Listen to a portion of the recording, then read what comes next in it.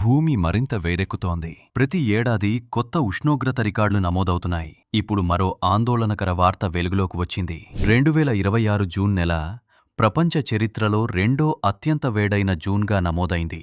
ఈ విషయాన్ని యూరోపియన్ యూనియన్కు చెందిన కోపర్నికస్ క్లైమేట్ చేంజ్ సర్వీస్ వెల్లడించింది. ప్రపంచ సగటు ఉపరితల ఉష్ణోగ్రత 16.54 డిగ్రీల సెల్సియస్గా నమోదైంది. ఇది 1991 నుంచి 2020 వరకు సగటుతో పోలిస్తే 0.56 డిగ్రీలు ఎక్కువ.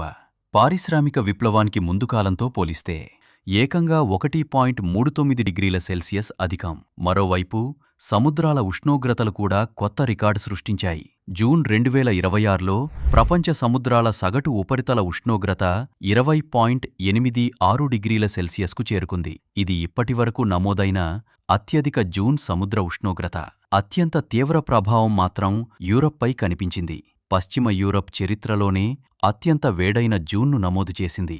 సగటు ఉష్ణోగ్రత 20.74 డిగ్రీల సెల్సియస్గా నమోదై సాధారణ స్థాయి కంటే 3.05 డిగ్రీలు ఎక్కువగా ఉంది. ఈ తీవ్రమైన వేడి కారణంగా అనేక దేశాల్లో ఉష్ణోగ్రత రికార్డులు బద్దలయ్యాయి. వేడి కారణంగా ప్రాణనష్టాలు సంభవించాయి. స్పెయిన్, పోర్చుగల్, దక్షిణ ఫ్రాన్స్ ప్రాంతాల్లో అడవి మంటలు తీవ్ర రూపం దాల్చాయి. కరువు పరిస్థితులు మరింత తీవ్రమయ్యాయి. నిపుణుల ప్రకారం ఈ పరిస్థితులకు ప్రధాన కారణాల్లో ఒకటి ఎల్ నీనో ప్రభావం.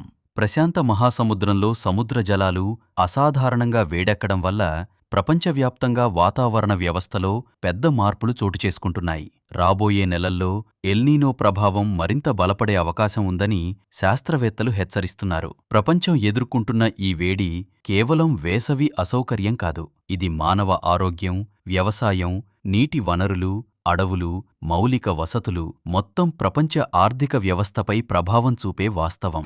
భూమి వేడెక్కుతున్న వేగం ఇప్పటికే మన భవిష్యత్తుకు పెద్ద హెచ్చరికగా మారింది.